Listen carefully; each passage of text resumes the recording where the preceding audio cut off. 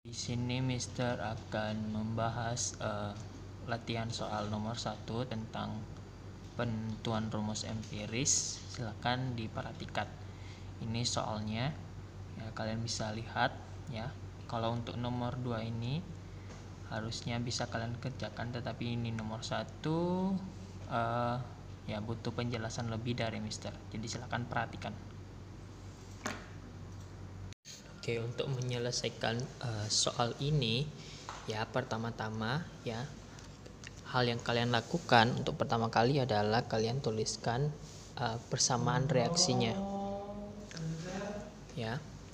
Kalian menentukan persamaan reaksinya ya. Kalian bisa lihat reaksinya situ adalah ada unsur CX HY ya, dibakar ya, pembakaran. Jadi untuk anak-anak ya, perlu kalian perhatikan kalau dibilang dalam suatu reaksi itu dilakukan pembakaran, pasti melibatkan yang namanya unsur oksigen ya, O2 ya.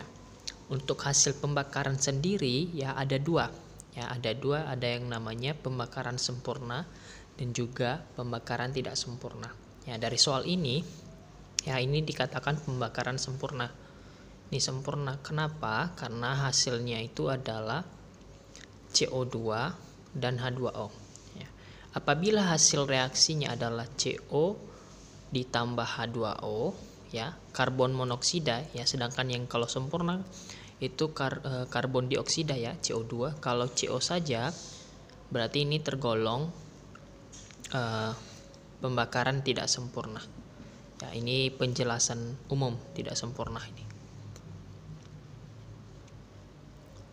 Berarti dalam soal yang kalian lihat ya, hasilnya itu adalah menghasilkan CO2 dan H2O. Berarti ini bisa dikatakan bahwa reaksi sempurna ya. Oke. Ya, oke, dari soal diketahui bahwa jumlah CO2 yang dihasilkan itu adalah 220 mg, sedangkan jumlah H2O ada 45 miligram ya, bukan gram ya, di sini miligram. Nah, jadi kan yang ditanya di sini, kita mau menentukan, rumus empiris ya, rumus empiris dari CXHY ya. Kita menentukan berapa indeks dari X dan Y ini ya.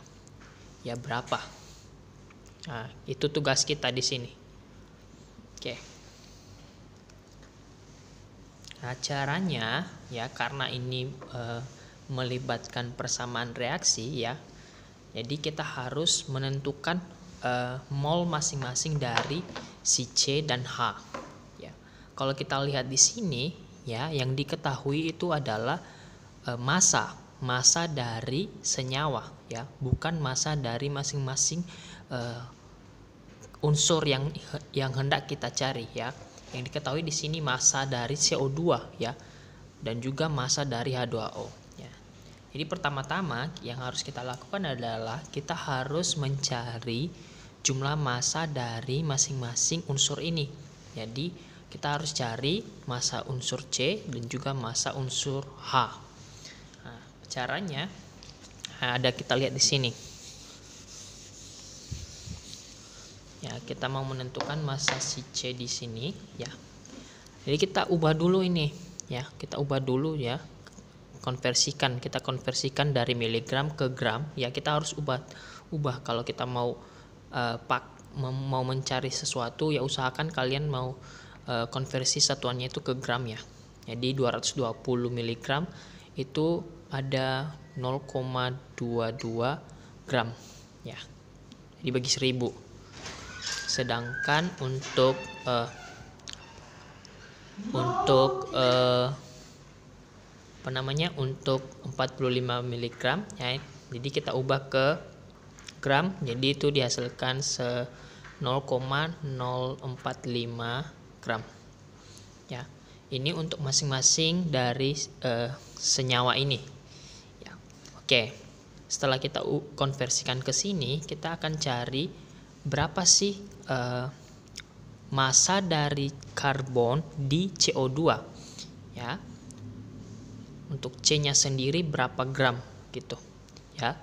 Untuk H-nya sendiri berapa gram ya. Tuh. Jadi itu yang harus kita cari pertama kali ya. Oke, untuk menentukan ini ya, kita menggunakan yang namanya perbandingan massa ya. Kita membandingkan massa dengan massa atom relatif ya. Jadi seperti ini, ARC ya, massa atom relatif C kita bandingkan dengan MrCO2 ya, menghasilkan ya, kita membandingkan ini dengan massanya. Jadi massa dari C per massa dari CO2 ya, dikali indeksnya. Jadi kalau rumusnya disingkat, jadi menghasilkan ya, massa X sama dengan ARC per MR diketahui ya. MR yang diketahui di sini adalah MR dari CO2 ya, senyawanya ya, dikali massa diketahui ya. Massa yang diketahui adalah massa dari CO2 ya. Kita ini masih mencari massa dari C ya, masih belum untuk H ya. Jadi ARC ya, seperti diketahui di soal ada 12 ya, 12 per MR diketahui. MR dari CO2 adalah berapa ya, ARC ditambah 2 kali ARO. Jadi 12 ditambah 32 berarti 44 ya. 44 dikali massa yang diketahui. Massa yang diketahui di sini massa dari CO2 berarti 0,22 gram.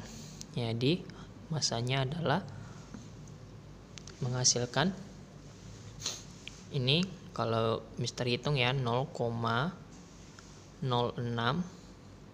gram ya. Seperti ini bisa dicari ya, 12 per 14, 44 kali 0,22 gram ya. Jadi hasilnya 0,06 gram. Oke. Nah, setelah kita ketahui gramnya, maka kita harus mencari molnya ya, mol dari si C ini ya. Ini massa C ya, massa karbon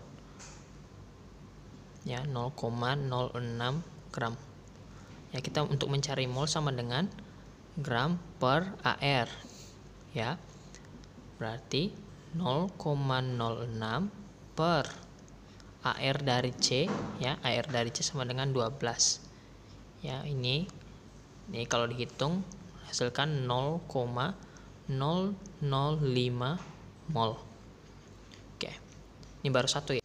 Kemudian untuk mencari massa H ya, kita juga melakukan cara yang sama seperti menentukan massa C di CO2 ya.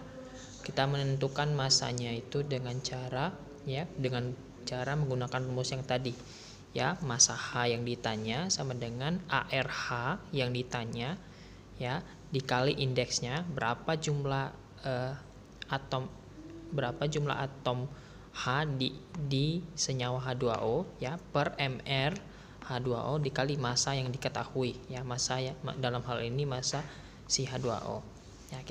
Kita tahu bahwa ARH ya, ARH itu 1 dikali indeksnya ya, indeksnya itu 2. Kenapa 2? Karena H2O ya, dia indeksnya ada 2. Kemudian dikali massa yang diketahui. Massa yang diketahui di sini dalam hal ini adalah yang mau kita cari massa senyawa H2O, yaitu 0,045 gram ya, per MR dari H2O kan 18. Jadi menghasilkan 0,05 gram.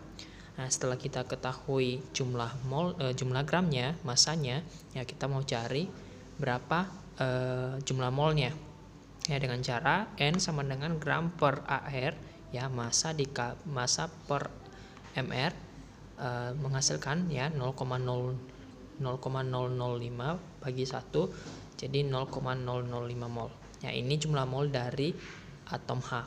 Ya, setelah kita udah ketahui jumlah mol masing-masing, ya, kita untuk menentukan rumus empirisnya, kita bandingkan masing-masing jumlah molnya.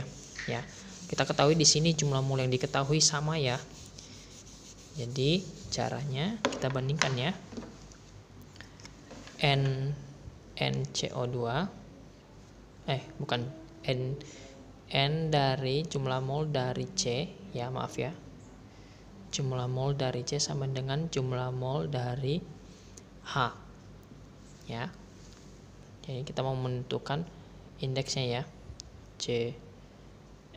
CXHY ya. Berarti jumlah